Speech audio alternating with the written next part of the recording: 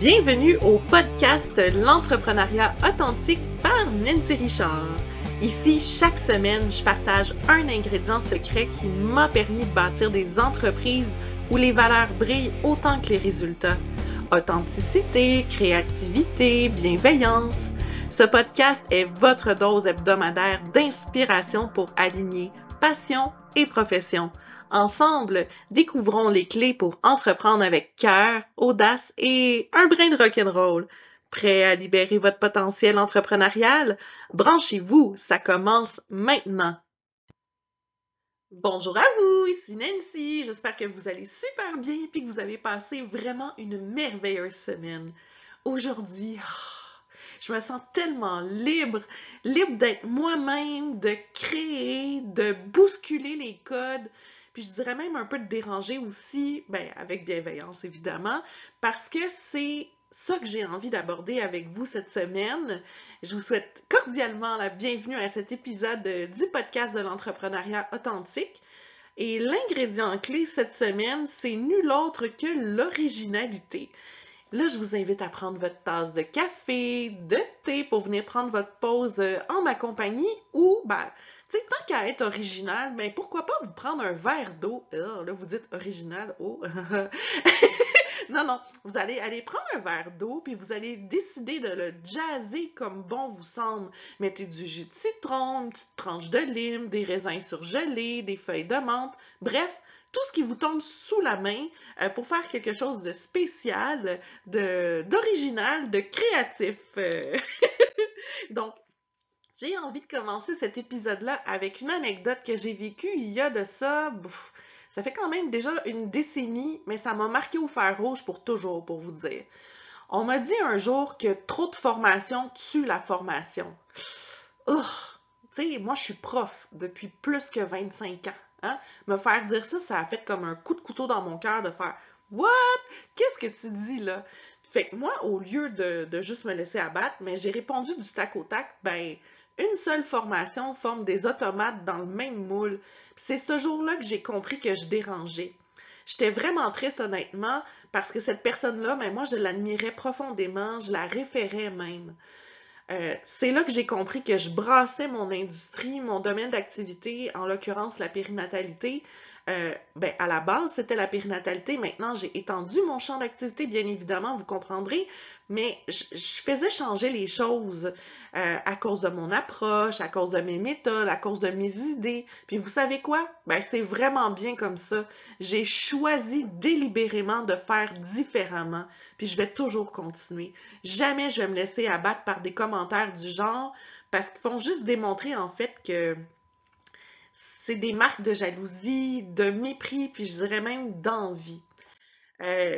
Si je vous donne maintenant c'est quoi la définition officielle de l'originalité, c'est la capacité de quelqu'un à produire quelque chose de nouveau, d'original. Et dans mes mots à moi, l'originalité, c'est la capacité à penser en dehors de la boîte, puis à trouver des solutions qui sont innovantes. Puis moi, je crois dur comme fer qu'originalité et innovation, ils fonctionnent toujours de concert. Puis, je le mets vraiment de l'avant quand je bâtis une formation ou que je bâtis carrément un programme pédagogique. Je vais toujours m'assurer d'apporter une plus-value que les autres n'ont pas. Imaginons, là, 3 profs d'université dans une salle de prof avec leur tasse de café, parce qu'eux, ils sont pas originaux, là. Ils n'ont pas fait leur petit verre d'eau jazzé. Donc, c'est 3 profs qui ont exactement la même charge de cours. Ils ont le même contenu à transmettre, ils ont le même matériel pédagogique aussi, mais le contenu transmis en bout de ligne auprès des étudiants, le contenu qui va être enseigné, il n'y aura jamais la même saveur parce que chacun de ces individus-là va mettre son parcours, son bagage, son énergie, puis son style dans sa classe. Donc, ça va être différent. Puis ça se peut même qu'il y ait des petites sections escamotées par un parce qu'il juge que c'est pas important ou une petite section escamotée par l'autre pour la même raison. Donc, on pourrait s'asseoir dans la classe de chacun de ces profs-là, assister au même cours et on va jamais ressortir avec les mêmes éléments.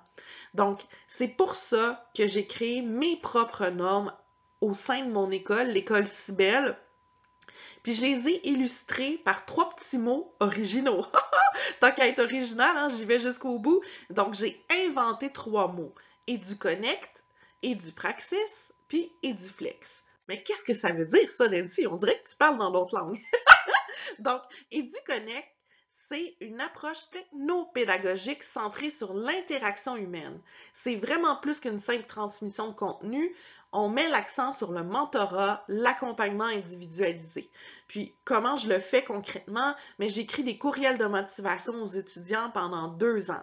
On a créé des groupes Facebook pour faire des échanges aussi entre nous.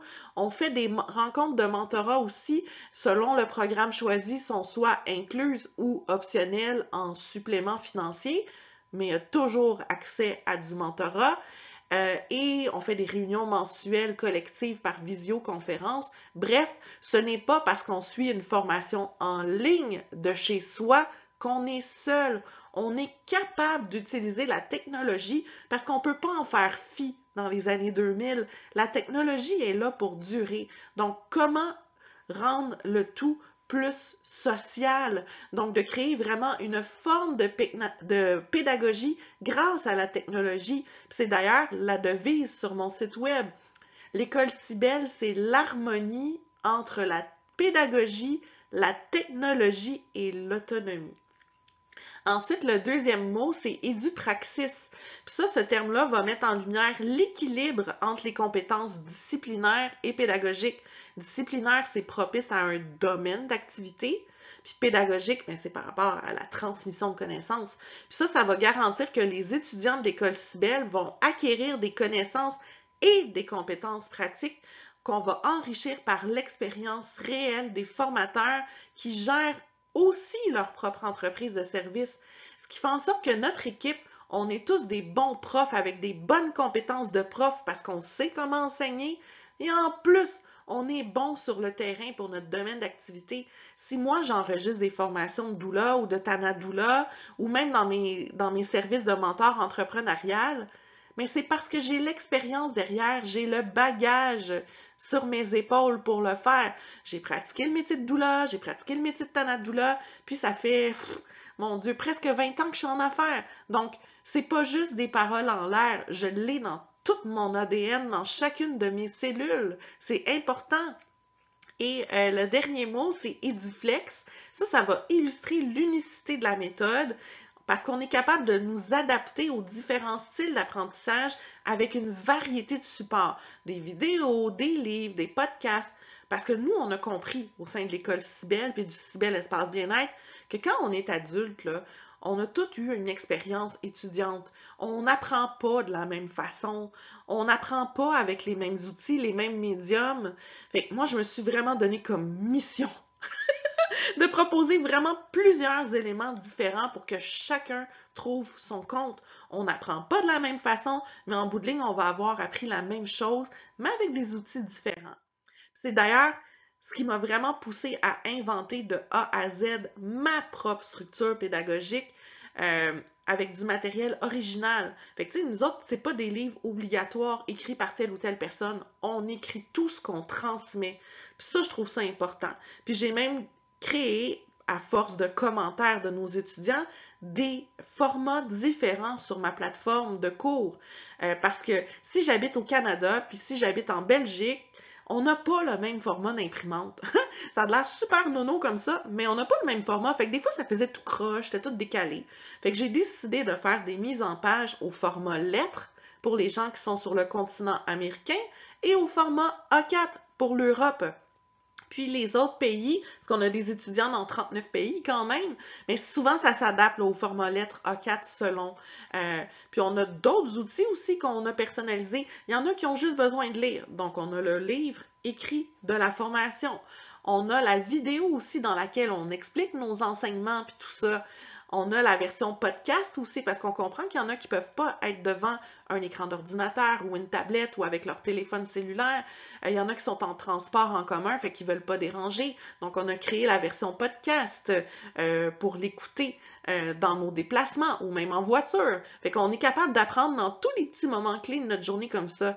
Puis ça fait en sorte que je suis sortie des sentiers battus, je les ai détournés, je les ai réinventés, puis c'est comme ça qu'on apprend comme adulte. On le fait vraiment avec tous les outils qui nous sont importants.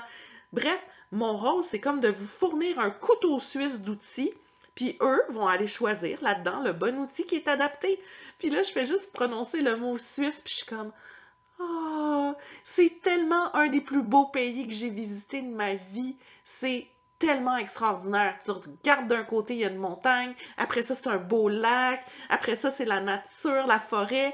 Il y a tout d'un seul regard. C'est magnifique. Puis quand moi, je vois une montagne de travail devant moi, je me ferme les yeux puis je change mon mindset. Je m'imagine une belle montagne de Suisse avec des edelweiss partout. Ça, c'est des petites fleurs. Puis là, je suis comme, OK, la montagne, elle est là. Je peux pas en faire fi. Il faut que je passe à travers. Mais est-ce qu'elle peut être belle? Est-ce que le sentier que je vais emprunter, que je vais sillonner, peut être agréable?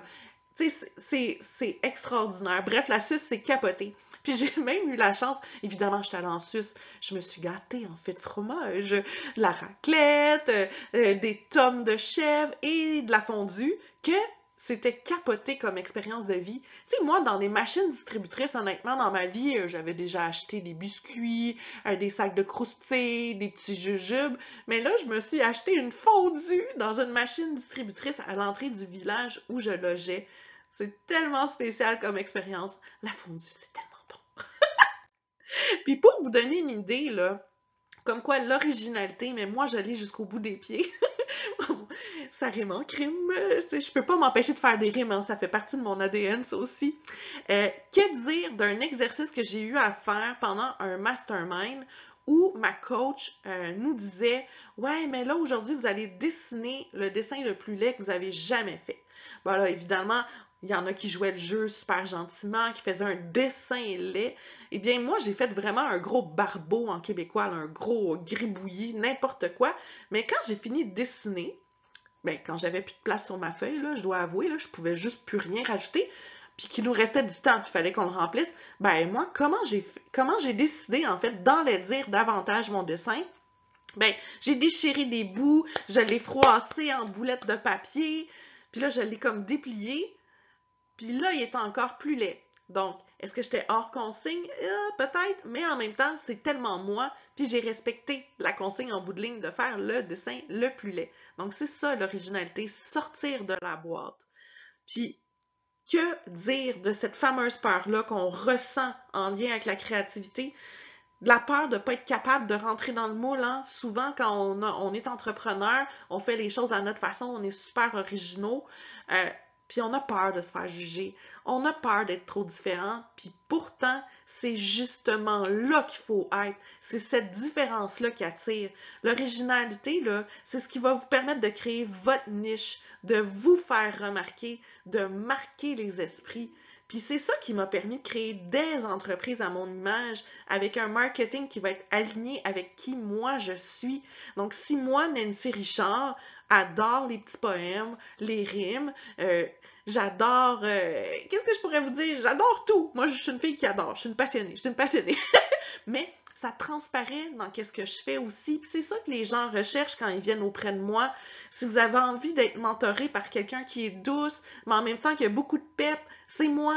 Donc c'est ça l'originalité, c'est ça que les gens recherchent. C'est comme ça que vous allez vous démarquer aussi.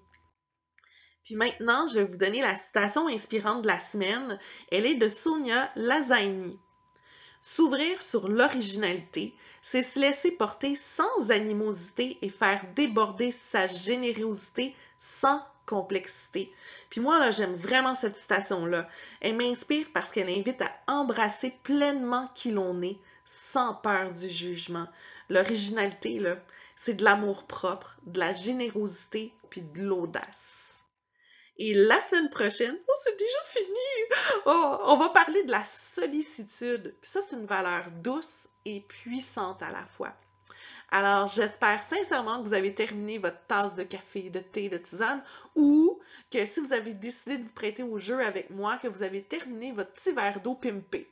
Alors, je vous souhaite maintenant une excellente semaine. Essayez de trouver une façon d'être original dans votre semaine, que ce soit dans une méthode de travail, que ce soit dans une rencontre que vous allez avoir avec des personnes pour dynamiser votre réseau.